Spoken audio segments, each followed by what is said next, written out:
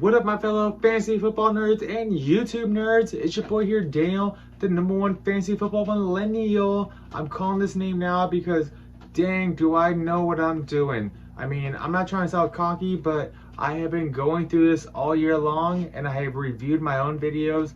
I try to see what I'm doing great and what I'm doing bad with, and man, I think I'm giving you guys good advice. I mean, I've been killing it for the past 4 years in fantasy football.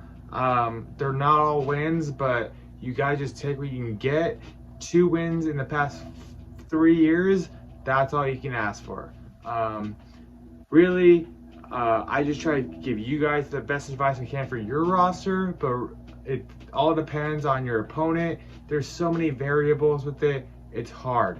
I mean, but I try to tell you the best draft players to pick up, the best waiver wires pick up, your sits and starts. I'm trying to give you all the information I can because really it's all up to your roster in your league.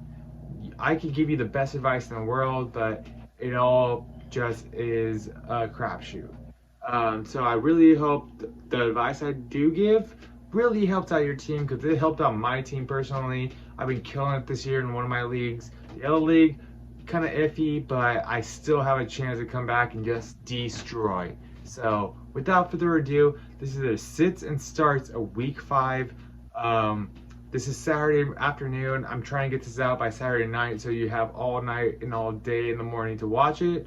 I know I'm trying to make these quick and to the point, so I really hope you guys take the advice, enjoy it, use it, and put it toward your roster so you know how to play your game. I mean, like I said, I put it toward mine, but it's hard.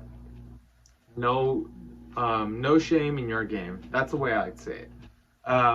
So without further ado, sits and starts. I'm gonna go with starts for this week because, man, it was a hard list. There's a lot of good players that had down weeks in the past few weeks that I think are just gonna destroy. So, number 1, DeAndre Hopkins. I just traded for this guy in my league. He's actually one of the top trade values right now. You're getting him for a low price. I got him for a second rounder, and he was a first rounder. I mean, so it was a give and take. I think I did good because I got a first and second rounder for for a second rounder. So, DeAndre Hopkins, he's going to kill against Atlanta. Their secondary is terrible. Sorry, but he's going to get at least a touchdown with at least like 5 catches and like 70 yards. That's like 18 points. I'm down for that in a half PPR. Get it, DeAndre. Next, Darren Waller, tight end, Oakland against Chicago. He's the only weapon they have besides Josh Jacobs, and Josh Jacobs is not even a weapon. So look to Darren Waller to always get you his points. I mean, he'll get you in a half PPR between 8.5 and 20 points. I mean, that's a solid range for a tight end. If I get that all year, I'm keeping him. I'm gonna start him. He's not getting out of place. That's baller status. I like it a lot. So Darren Waller, you gotta start him, no doubt about it. I mean, if you have Greg Olsen, if you have Travis Kelce, you start Darren Waller, man. After that, Larry Fitzgerald, wide receiver, you know who it's for. But he's going at Cincinnati.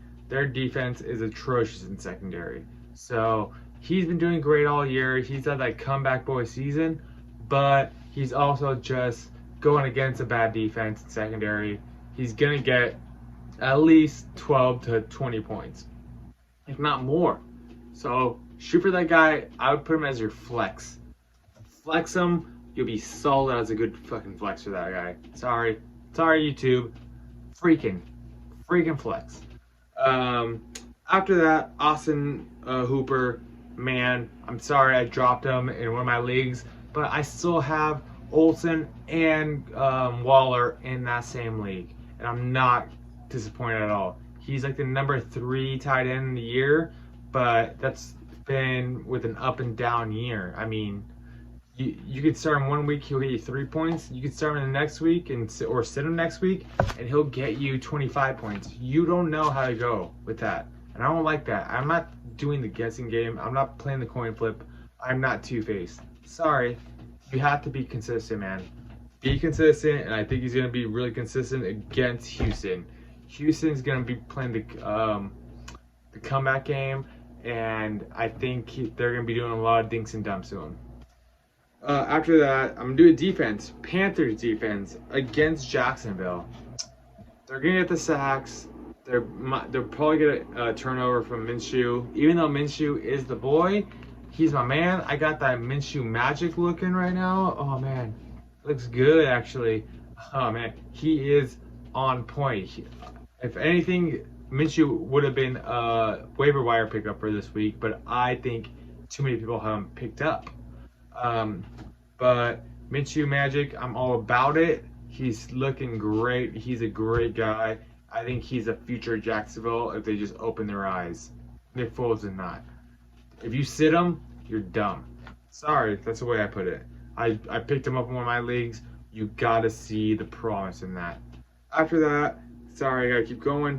Philip Dorsett, wide receiver for Patriots, of course. He's the number 3 wide receiver, but he's going against Washington with 2 banged up receivers. I think he's at least going to get you a touchdown. He's at least going to get 40 yards. He's at least going to get 5 catches. Jesus. I would take that any day of the week. As a solid flex, you should flex that guy. I am teetering on him, and it's really hurting my soul. See Sharon. After that, Hollywood Brown. I'm going against him this week. He's Baltimore's wide receiver against Philly. Philly got just raped against Green Bay last week, and I don't think they're going to do much better about this number 1 receiver. So watch out. He's going to do better than you think. I mean, they usually only target him 5 times average in a week. I think he's going to go up 10 this one. 10 targets. And he's going to at least catch 7 of them. I'll do a bet on that if someone wants to put a comment down there and bet me on it. I bet you he'll get me 7 catches. So you tell me, man. After that, I'll do a $50 bet with anyone. He gets 7 catches on this one. Put a comment down below and you give me the balls to take that bet. I'll do the first person who comments on it. So to each your own. Good luck to you because I really like collecting money.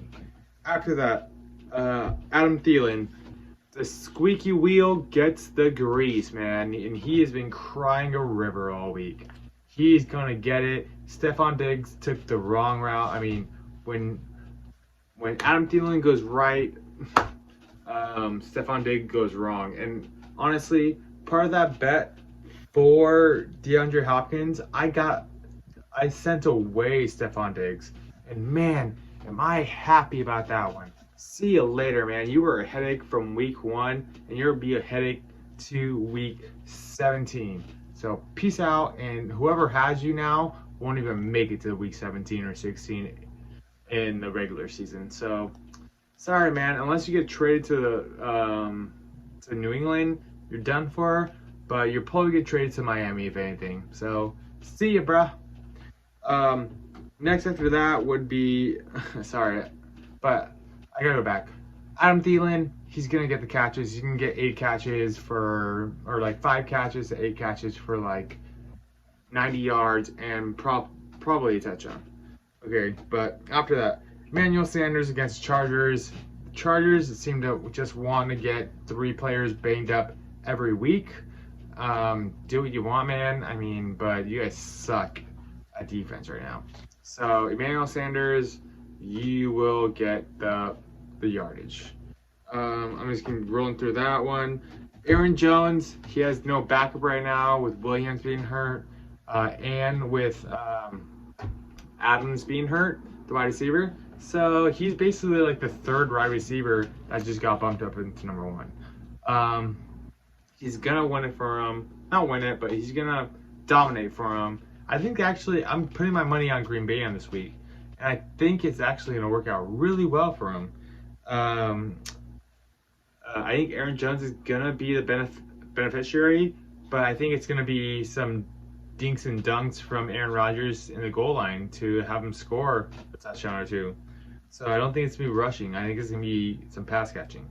So PPR, look out for him.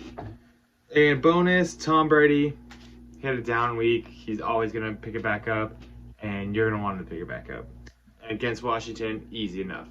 So, got to end it there. I'm getting too long in this video already, so let's go into the sits. Let's do the sits, because you want the good, then you need the bad. So, now, Darrell Williams, with Damien Williams being back, you're not going to drop Darrell Williams. You don't need to drop Darrell Williams, but you have to sit on the hope. I mean, I don't hope for injuries, but you have to just play the game the best you can, and Darrell Williams will get another shot within 3 to 4 weeks with these two other backs. So Darrell Williams, sit him, don't drop him, but keep an eye on him. I mean, he'll be a low rostered kind of guy. If you really need to pick up a good running back, you might need to drop him. But for me, I have him in the league. Don't drop him if you don't need to. After that, Jarvis Landry, come back from concussion protocol, and it's going to be hard for him to kind of focus, I think. And I think Odell Beckham Jr. is really going to have that big game, and Nick Chubb always had that big game. So I think it's just going to be another down week for him. I mean, he had one really good week in 4. I think that's going to be his average. So kind of watch out for Jarvis Landry. Sit him this week, see how he does. If he does 2 good weeks in a row, then you can kind of throw him into your lineup. Next would be Ronald Jones, the running back for Tampa Bay against New Orleans. New Orleans just destroys running backs, and it's not going to be different this week, especially with committee. So sit that guy. I would even drop him if you needed a better running back, if you had a better choice at running back in the 10 to 12 league. But you got to keep in mind, if you're desperate at running back, don't do it. Just keep him on your bench. But for me, I wouldn't even pick him up in my leagues, any of them. Next would be Philip Lindsay. Again, running back committee, don't like him, kind of hate him, don't trust him, would never use him. So I don't like to be a fortune teller. I don't like to be a guess maker. So if you can't guess things right, don't play him. Play the sure hand. I mean, play the Carlos Hydes, play the Austin Ecklers, anyone you can get your hands on that's not Ronald Jones. After this would be scary Terry McLaurin. He's coming off injury. He's going against New England. He's going to be running at like 70% speed with a hamstring injury. I dropped him mistakenly, but now it feels like not too mistakenly because I'm not going to play him these last 2 weeks, and I needed someone who I could. Flopped him for Philip Dorsett. Not too upset about it. So, sorry, not sorry. So, whoever has that misfortune of having to make that decision now, enjoy, because I'm not. Or I'm enjoying not being with him. After that, Juju Smith-Schuster. The quarterback sucks. They're gonna run it down the throats. They have 2 really good running backs. They have a really good defense. It's just not gonna work out for them. So look at what you got. If you have someone better than Juju to play, if you have a Julio plus you have like a Tyler Boyd, throw those guys in, and then maybe you could throw Juju as a flex. But anything else than that, he's nothing better than a flex, man. Come on. Look at the stats for the year. Don't play off his ability. Play off his production. I don't do ability. I don't do prediction. I do production. That's all I do. So after this, Nelson Aguilar. Jeez, when you get a video made of you, of a guy making fun of you, who's just catching babies and you can't catch balls, sad enough. But last week pretty much solidified how you're no better than a number 3 receiver in your team, and that makes you no better than a stash in my league.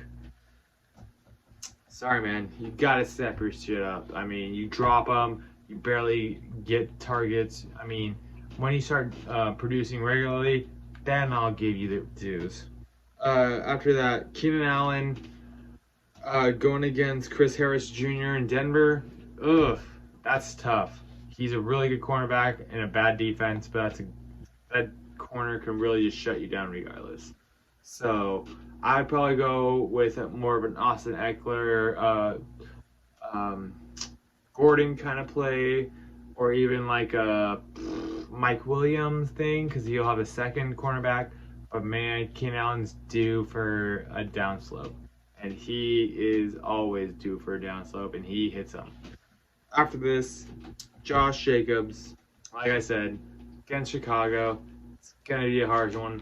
It's going to be like a 10 to 21 point game, and it's going to be a sad one all the way around. I just don't believe in him right now, and especially in PPRs. I mean, he'll get you in non-PPRs the rushing yards, but that's only when they have the lead, and that is few and far between. So don't play him unless you have to. He'll be a good flex. He'll be a good number 2 receipt or running back if you really need a running back. I mean, but if you have like a Mixon over him, play the Mixons. If you have, man, I can't even think. Like, I'd even go Carlos Hyde over that guy. I'd go Devontae Freeman over that guy. You have to just pick your poison at some point, and he is definitely a poison. Last but not least, I'm gonna go Marlon Mack if he's injured. I mean, obviously if he's injured, you're not gonna play, so you have to just know what you're doing with it. So that'd be a start as well. I'm gonna do a mixture of both. If you don't have Marlon Mack, get that Hines running back, and you will destroy it. It's a give and take. You should have him as a free agent if you have Marlon Mack, but it happens. You gotta stash sometimes, and that's a good stash to play because Sunday night game, and Sunday night games are hard to guess. But Marlon Mack, even if he's healthy, he's probably gonna only play 50 to 60% of the snaps, and it's not gonna be a run-heavy game. So really, do your homework. Stash the good players, sit the bad ones, start the promising ones that have been showing up for the past couple weeks. Don't go on history, go on production, go on just straight strategy. You can't fall in love with the player. The moment you do, you're gonna lose. So with that being said, this has been my week 5 sits and starts of this 2019 NFL season. I really hope you guys enjoyed my videos. I really enjoy making them. If you have any more questions, leave a like underneath, and I will gladly get to them before the Sunday morning games. And trust me, I will get to them because I love doing this as much as I really hope you guys like listening to me. I'm really trying to grow this page, so please share with your friends, like, comment, subscribe. I'll keep doing this no matter what though. So please do your best, and I'm going to do my best. So have a great night. Have a great weekend. Enjoy the games. There are going to be some doozies this weekend. So have a good one, man. I've been Daniel. You've been awesome. And I've been the #1 NFL fantasy football millennial. Like I said, I'm keeping that one. See you guys later. Peace.